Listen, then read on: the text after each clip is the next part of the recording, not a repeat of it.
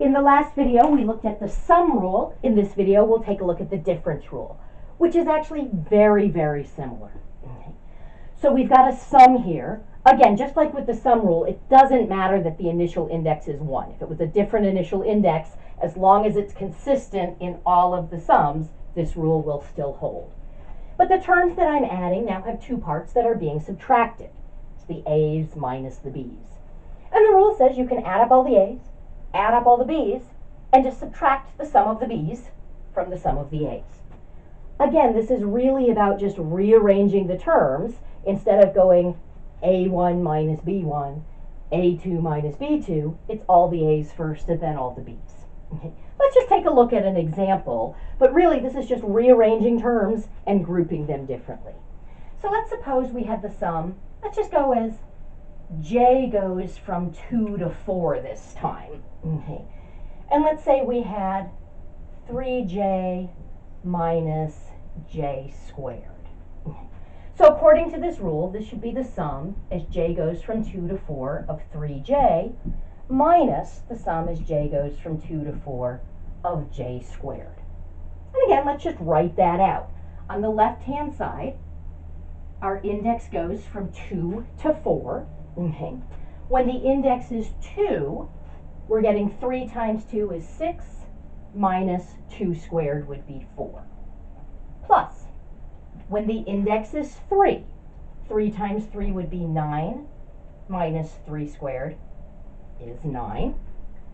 Plus, when the index is 4, 3 times 4 is 12, minus 4 squared is 16. Now, according to this rule, we could have added up all the 3j's, added up all the j squareds, and subtracted those results. So here for this first sum, our index again goes from 2 to 4. When j is 2, we're getting 6. Plus when j is 3, we get 9. Plus when j is 4, we get 12. Minus, we're going from 2 to 4. When j is 2, 2 squared is 4. Plus when j is 3, 3 squared is 9. Plus when j is 4, 4 squared is 16. Okay. Now, because I'm subtracting this whole thing, of course I'm going to have to distribute that negative. So this is going to become minus 4, minus 9, minus 16. Okay. On both sides, I've got 6 numbers. Let's just confirm that they actually are all actually the same. Here's a positive 6 on the left side. There's a positive 6 on the right side.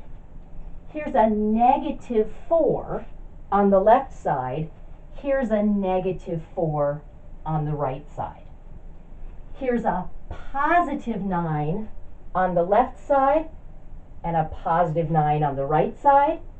Here's a negative 9 on the left side, and there's a negative 9 on the right side. Positive 12, positive 12, negative 16, negative 16. Okay.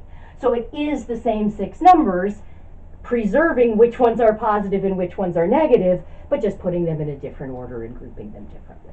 So we can basically break up sums where our terms have 2 parts connected by either addition or subtraction into just a sum of sums, or in this case, a difference of sums.